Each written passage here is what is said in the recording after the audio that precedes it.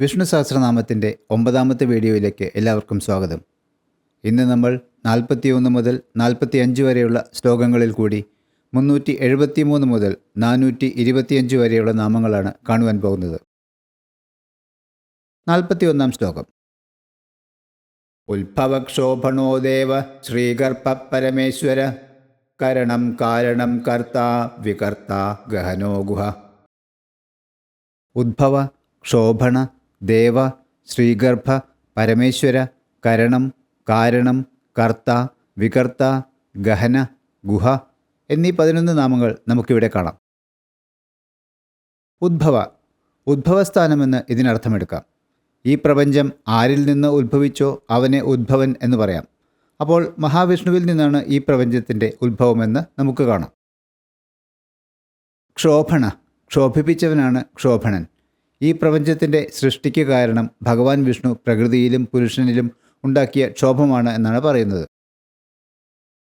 ദേവ, ദിവ്യതി എന്നാൽ കളിക്കുന്നു എന്നർത്ഥം പറയാം. കളിക്കുന്നവനാണ് ദേവനെന്ന് അർത്ഥമെടുത്താൽ എല്ലാം മഹാവിഷ്ണുവിൻ്റെ ലീലയാണ് എന്ന് മനസ്സിലാക്കാം. ശ്രീഗർഭ, ശ്രീ അഥവാ ഐശ്വര്യം ഉള്ളിലുള്ളവനാണ് വിഷ്ണു എന്ന് ഇതുകൊണ്ട് അർത്ഥമാക്കുന്നു. പരമേശ്വര, പരമശ്രേഷ്ഠനായ ഈശ്വരനാണ് വിഷ്ണു എന്ന് പറയുന്നു. കരണം, കരു എന്ന് അർത്ഥം പറയാം. അതായത് മാതൃക, രൂപം, മൂശ എന്നൊക്കെ പറയാം. ലോകോൽപത്തിക്ക് കാരണമായ ഒരു മൂശയാണ് ഭഗവാൻ വിഷ്ണു എന്ന് പറയുന്നു. ഇംഗ്ലീഷിൽ പറഞ്ഞാൽ മോൾഡ്. കാരണം, ലോകത്തിൻ്റെ ഉൽപ്പാദന കാരണമാണ് വിഷ്ണു എന്ന് വീണ്ടും പറയുന്നു.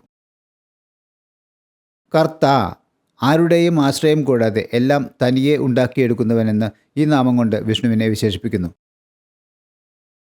വികർത്ത, വിചിത്ര സൃഷ്ടികൾ അഥവാ വിവിധ തരത്തിലുള്ള സൃഷ്ടികൾ നടത്തുന്നവനാണ് വിഷ്ണു എന്ന് പറയുന്നു. സൃഷ്ടികളെ വിവിധ തരത്തിൽ വിഭജിക്കുന്നവനെന്നും അർത്ഥം പറയാം. ഗഹന, വളരെ ആഴത്തിലുള്ളത് അല്ലെങ്കിൽ വളരെ പണിപ്പെട്ട് മാത്രം മനസ്സിലാക്കാനാകുന്നത് എന്നൊക്കെ ഈ നാമത്തിന് അർത്ഥം പറയാം. മഹാവിഷ്ണുവിൻ്റെ യഥാർത്ഥ രൂപം മനസ്സിലാക്കുവാൻ വളരെ കഷ്ടപ്പെടണമെന്ന് പറയുന്നു. ഗുഹ, ഗുഹ്യമായി നിലകൊള്ളുന്നവനാണ്, മറഞ്ഞു നിൽക്കുന്നവനാണ് എന്നൊക്കെ വിഷ്ണുവിനെ ഇവിടെ വിശേഷിപ്പിക്കുന്നു. 42ാം ശ്ലോകം. വ്യവസായോ വ്യവസ്ഥാന സംസ്ഥാനസ്ഥാനദോ ധ്രുവ പരർദ്ധി പരമസ്പഷ്ട തുഷ്ട പുഷ്ട ശുഭേക്ഷണ. ഇവിടെ 10 നാമങ്ങളുണ്ട്. വ്യവസായ, വ്യവസ്ഥാന, സംസ്ഥാന, സ്ഥാനത, ധ്രുവ, പരർദ്ധി, പരമസ്പഷ്ട, തുഷ്ട, പുഷ്ട, ശുഭേക്ഷണ എന്നിവയാണ് ഈ ശ്ലോകത്തിലെ 10 നാമങ്ങൾ. വ്യവസായ, പല അർത്ഥങ്ങൾ ഈ നാമത്തിന് കാണുന്നു. ചേഷ്ട, ഊർജം, അഖണ്ഡ പ്രയത്നം, ജ്ഞാനമാത്ര സ്വരൂപൻ എന്നിങ്ങനെ വിവിധ അർത്ഥങ്ങൾ കാണാം. അവയുടെ എല്ലാം മൂർത്തരൂപം ആണ് വിഷ്ണു എന്ന് വിശേഷിപ്പിക്കുന്നു. വ്യവസ്ഥാന, ആരിലാണോ എല്ലാത്തിൻ്റെയും വ്യവസ്ഥകൾ സ്ഥിതി ചെയ്യുന്നത് അവൻ വ്യവസ്ഥാനൻ എന്ന് അറിയപ്പെടുന്നു.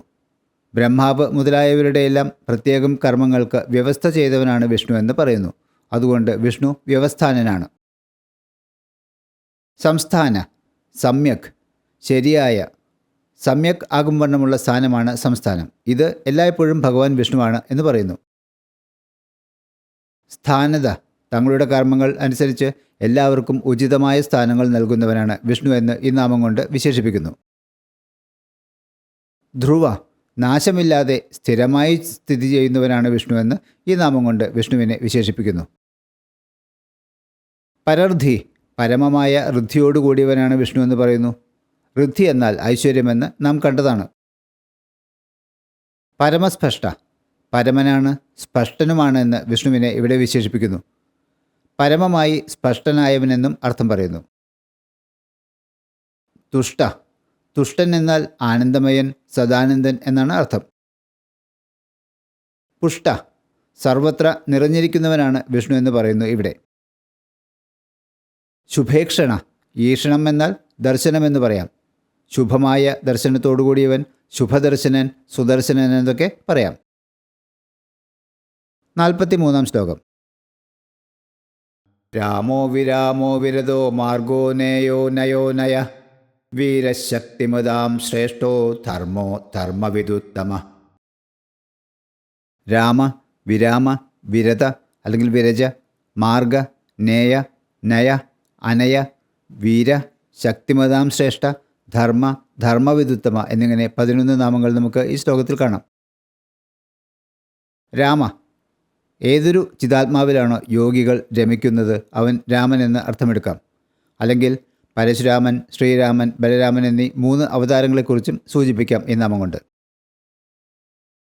വിരാമ. ആരിലാണോ സകല പ്രാണികളും വിരമിക്കുന്നത്, അവസാനിക്കുന്നത് അവൻ വിരാമൻ എന്ന് പറയുന്നു ഈ നാമത്തിൽ. വിരത അല്ലെങ്കിൽ വിരജ.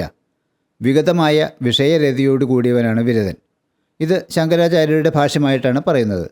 വിരത എന്നതിന് പകരം വിരജ എന്നും വിഷ്ണു സഹസ്രനാമത്തിൻ്റെ ചില പുസ്തകങ്ങളിൽ കാണാം.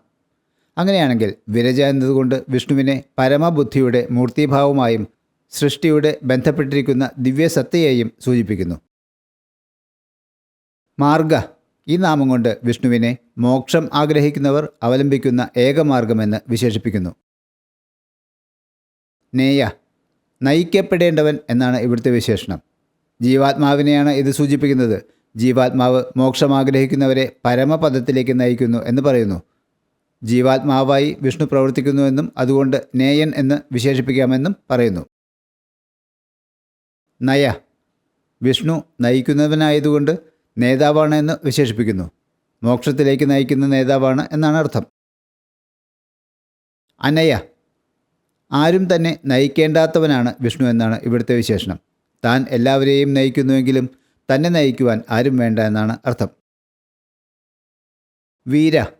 വീര്യത്തോടു കൂടിയവനാണ് വിഷ്ണു എന്നാണ് ഈ നാമം കൊണ്ട് അർത്ഥമാക്കുന്നത്. ശക്തിമതാം ശ്രേഷ്ഠ. ശക്തിമാന്മാരിൽ വച്ച് ശ്രേഷ്ഠനാണ് വിഷ്ണു എന്നാണ് ഇതിൻ്റെ അർത്ഥം. ശക്തികളെ 3ആയി പറയുന്നു. ഇച്ഛാശക്തി, ക്രിയാശക്തി, ജ്ഞാനശക്തി എന്നിവ ഉള്ളവരാണത്രേ ദേവന്മാർ. ഇവരിൽ ശ്രേഷ്ഠനാണ് മഹാവിഷ്ണു എന്നാണ് ഉദ്ദേശിക്കുന്നത്. ധർമ്മ. ലോകത്തിൻ്റെ നിലനിൽപ്പ് തന്നെ വിഷ്ണുവാണ് എന്നാണ് ഈ നാമം കൊണ്ട് സൂചിപ്പിക്കുന്നത്. ധർമ്മവിദുത്തമ. ധർമ്മവിദ്, ഉത്തമ എന്ന് 2 പദങ്ങളായി തിരിക്കാം. ധർമ്മവിദ് എന്നാൽ ധർമ്മം അറിയുന്നവനെന്ന് അർത്ഥം പറയാം. അങ്ങനെ ധർമ്മം അറിയുന്നവരിൽ ഉത്തമനാണ് വിഷ്ണു എന്ന് പറയുന്നു.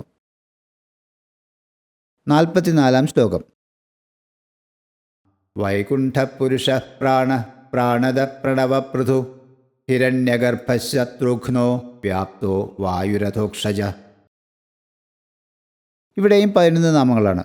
വൈകുണ്ഠ, പുരുഷ, പ്രാണ, പ്രാണദ, പ്രണവ, പൃഥു, ഹിരണ്യഗർഭ, ശത്രുഘ്ന, വ്യാപ്ത, വായു, അധോക്ഷജ എന്നിവയാണ് 11 നാമങ്ങൾ. വൈകുണ്ഠ. കുണ്ഠമെന്നതിന് തടയുക, പ്രഭാവരഹിതമാക്കുക, ശിഥിലമാക്കുക എന്നൊക്കെ അർത്ഥം പറയാം.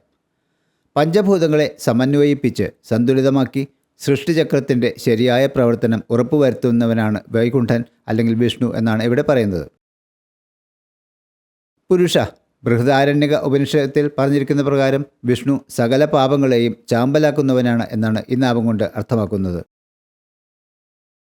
പ്രാണ. ശരീരമാകുന്ന ക്ഷേത്രത്തിൽ ക്ഷേത്രജ്ഞനായി വർത്തിക്കുന്നത് പ്രാണനാണ്. ആ ക്ഷേത്രജ്ഞൻ ആണ് വിഷ്ണു എന്നാണ് ഈ നാമത്തിൽ വിശേഷിപ്പിക്കുന്നത്.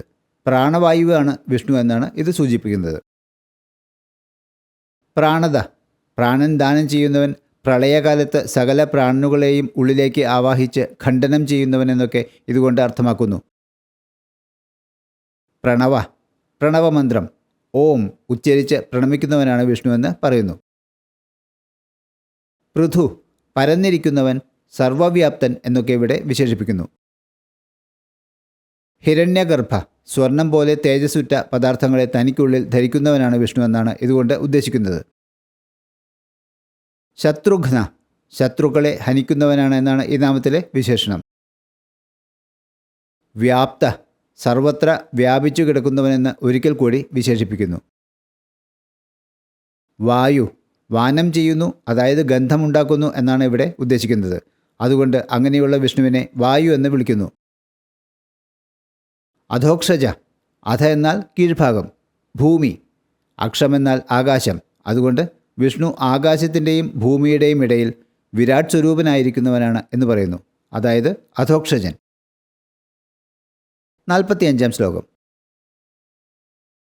ഋതുസുദർശനകാല പരമേഷ്ടി പരിഗ്രഹ ഉഗ്ര സംവത്സരോ ദക്ഷോ വിശ്രാമോ വിശ്വദക്ഷിണ. ഋതു, സുദർശന, കാല, പരമേഷ്ടി, പരിഗ്രഹ, ഉഗ്ര, സംവത്സര, ദക്ഷ, വിശ്രാമ, വിശ്വദക്ഷിണ എന്നിങ്ങനെ 10 നാമങ്ങളാണ് ഇവിടെ കാണുന്നത്. ഋതു 6 ഋതുക്കളുടെ ശിശിരം, വസന്തം, ഗ്രീഷ്മം, വർഷം, ശരത്ത്, ഹേമന്തം എന്നിവയുടെ രൂപത്തിൽ കാലത്തെ പ്രവർത്തിപ്പിക്കുന്നവനാണ് വിഷ്ണു എന്ന് വിശേഷിപ്പിക്കുന്നു. സുദർശന വളരെ ശോഭനമായ ദർശനത്തോടു കൂടിയവനാണ് വിഷ്ണു എന്ന് പറയുന്നു. കാല കലനം അല്ലെങ്കിൽ ഗണനം ചെയ്യുന്നവനെയാണ് കാലൻ എന്ന് പറയുന്നത്. ജീവജാലങ്ങളുടെ സുഖദുഃഖങ്ങൾ, വൃദ്ധിക്ഷയങ്ങൾ, പുണ്യപാപങ്ങൾ എന്ന സകലതിനെയും ഗണിക്കുന്നവനെന്നാണ് വിശേഷിപ്പിക്കുന്നത്. പരമേഷ്ഠി പരമമായ സർവോത്കൃഷ്ടമായ സ്വന്തം മഹിമയിൽ സ്ഥിതി ചെയ്യുന്നവനെന്നാണ് വിഷ്ണുവിനെ വിശേഷിപ്പിക്കുന്നത്. പരിഗ്രഹമെന്നാൽ സ്വീകരിക്കുക എന്ന അർത്ഥം പറയുന്നു. ചുറ്റും കൂടുക, ധരിക്കുക എന്നും പറയാമത്രേ.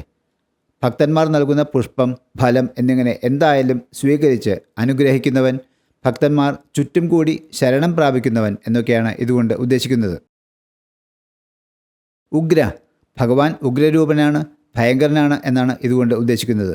ദുഷ്ടന്മാർക്കും പാപികൾക്കും ഭഗവാൻ ഭയങ്കരനാണ് എന്ന് കാണാം. സംവത്സര പഞ്ചഭൂതങ്ങൾക്കെല്ലാം വാസസ്ഥലമായവനാണ് വിഷ്ണു എന്ന് പറയുന്നു. ദക്ഷ ദക്ഷൻ എന്നതുകൊണ്ട് കഴിവുറ്റവൻ, സമർത്ഥൻ എന്നൊക്കെയാണ് അർത്ഥം പറയുന്നത്. വിശ്രാമ എല്ലാവരുടെയും അന്തിമമായ വിശ്രമകേന്ദ്രമാണ് വിഷ്ണു എന്ന് വിശേഷിപ്പിക്കുന്നു. വിശ്വദക്ഷിണ ഈ വിശ്വത്തിൽ ഏറ്റവും അധികം കർമ്മ കുശലതയുള്ളവൻ എന്നാണ് അർത്ഥം പറയുന്നത്. ഇന്ന് നമ്മൾ 41 മുതൽ 45 വരെയുള്ള ശ്ലോകങ്ങളിൽ കൂടി ഭഗവാൻ വിഷ്ണുവിൻ്റെ 373 മുതൽ 425 വരെയുള്ള നാമങ്ങൾ മനസ്സിലാക്കി. നമുക്ക് ഇനി ആ 5 ശ്ലോകങ്ങൾ ചൊല്ലാം. ഉത്ഭവക്ഷോഭണോ ദേവ ശ്രീഗർഭ പരമേശ്വര കരണം കാരണം കർത്ത വികർത്ത ഗഹനോ ഗുഹ വ്യവസായോ വ്യവസ്ഥാന സംസ്ഥാനസ്ഥാനദോ ധ്രുവ പരർദ്ധി പരമസ്പഷ്ട തുഷ്ട പുഷ്ടശുഭേക്ഷണ രാമോ വിരാമോ വിരതോ മാർഗോ നേയോ നയോ നയ വീരശക്തിമതാം ശ്രേഷ്ഠോ ധർമ്മോ ധർമ്മവിദുത്തമ വൈകുണ്ഠപുരുഷ പ്രാണദ പ്രണവപൃഥു ഹിരണ്യഗർഭശത്രുഘ്നോ വ്യാപ്തോ വായുരഥോക്ഷജ ഋതുസുദർശനകാല പരമേഷ്ടി പരിഗ്രഹ ഉഗ്ര സംവത്സരോ ദക്ഷോ വിശ്രാമോ വിശ്വദക്ഷിണ.